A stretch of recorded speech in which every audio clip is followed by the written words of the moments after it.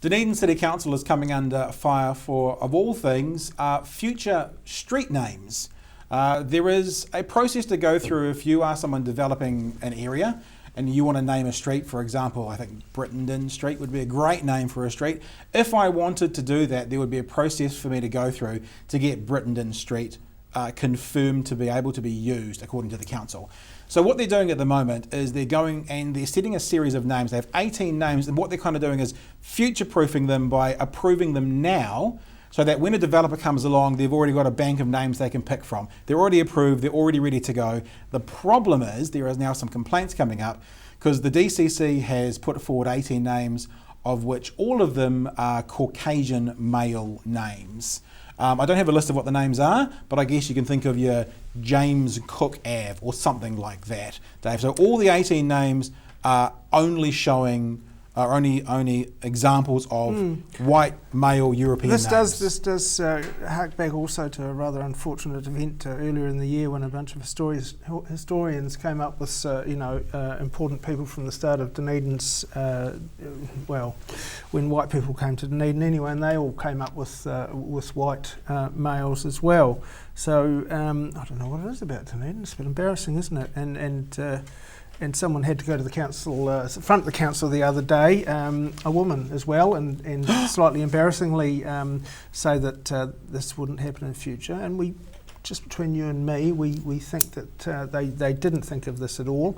They suggested later that it was part of an ongoing process and there would be more diverse range of names chosen in future, but that was possibly just scrambling to respond to a rather unfortunate news story.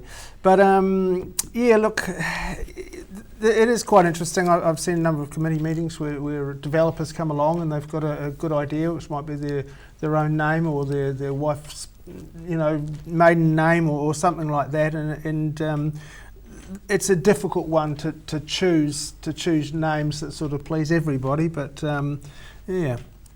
Well, Dunedin, I mean, not to be blunt, but Dunedin is white. Dunedin is really white. I mean, from someone who's moved down in the last 2 years, I have come from a place which is a bit more culturally diverse. There's no criticism here, by the way. I'm not casting this up or anything, but my local pack and save in the place I used to live, I'd look around and see 50 people and there'd be, 30-40% Caucasian, 30-40% Maori, Pacific Islander, 20% Indian, whatever the remainder percent is, Asian, other. So it was quite diverse. And I have had times down here where I've looked around in a shop. I remember doing it at Briscoe's and pack and save, 50 people, every single person white. So it is a white Caucasian sort of a place. So there's that part of it. So of course you gravitate towards your own ethnicity. You gravitate towards what seems and feels normal to you. So on one level I kind of understand how these would all come out. But that doesn't also resonate with male names. I mean, where are the female names within these street names? And what do we need to do? Or I probably should ask this, take a step back and say, do we need to? Or what do we need to do to actually acknowledge that there is a much broader history to this, along what you were saying? And then what do we need to do to start to incorporate that into 2016, 2017, 2020 Dunedin? I think probably just remember that 50% of people are in fact women, or possibly a wee bit more, and that also we have a history, we have the Aotearoa Marae, so obviously there's a Maori history, a strong Maori history in Dunedin, and got to try and keep that in mind when you make these lists.